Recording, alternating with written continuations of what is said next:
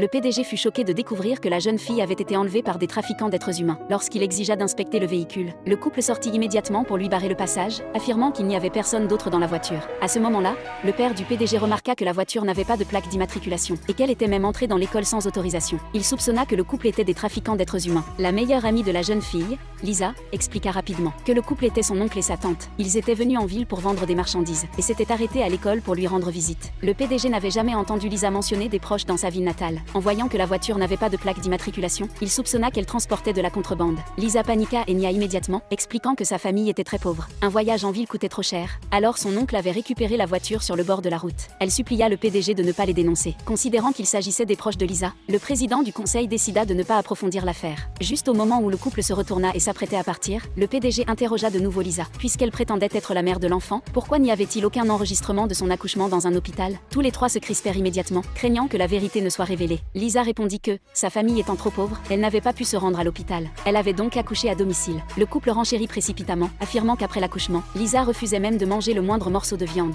Ils suggérèrent au PDG de veiller à bien la nourrir à l'avenir. Le PDG sentit que quelque chose n'allait pas. Si Lisa avait vraiment été habituée à vivre de façon frugale, elle n'aurait pas pu devenir aussi dépensière si rapidement. Soudain, le bébé se mit à pleurer. Voyant cela, Lisa dit que l'enfant avait faim, mais qu'elle n'avait pas apporté de biberon. Elle suggéra de rentrer rapidement pour pouvoir allaiter l'enfant. Le président du conseil approuva également. Après tout, le problème de la voiture sans plaque avait déjà été examiné, et la santé de l'enfant était désormais la priorité. Alors que le PDG s'apprêtait à emmener l'enfant, le couple remonta rapidement dans la voiture, espérant profiter de l'occasion pour s'enfuir. Soudain, le PDG entendit la voix de la jeune fille. Il exigea une nouvelle fois que le coffre soit ouvert pour inspection. La tante affirma que le bruit qu'il avait entendu provenait d'un faisan. Le PDG ne la crut pas. Après vérification, il trouva effectivement un faisan dans la voiture. Bien qu'ils aient trompé le PDG, il ordonna tout de même à ses subordonnés d'appeler la police et d'intercepter le véhicule sans plaque. Après être rentré chez lui, le médecin de famille déclara que même si l'enfant avait bu du lait en poudre, il continuait de pleurer. Seul le lait maternel pouvait le calmer. Le PDG pensa soudain à la jeune fille. Il ordonna alors à ses subordonnés de retrouver sa trace. De l'autre côté, la police mit en place un barrage et intercepta la voiture sans plaque. Ils découvrirent que le couple était recherché dans une affaire de trafic d'êtres humains. Après l'arrestation de l'oncle et de la tante, la jeune fille fut sauvée par la police. Elle se précipita immédiatement à l'école pour retrouver son enfant. Tant de temps s'était écoulé et elle craignait que l'enfant n'ait faim. Mais après plusieurs appels, elle ne parvint toujours pas à joindre sa meilleure amie, Lisa. Elle ignorait totalement que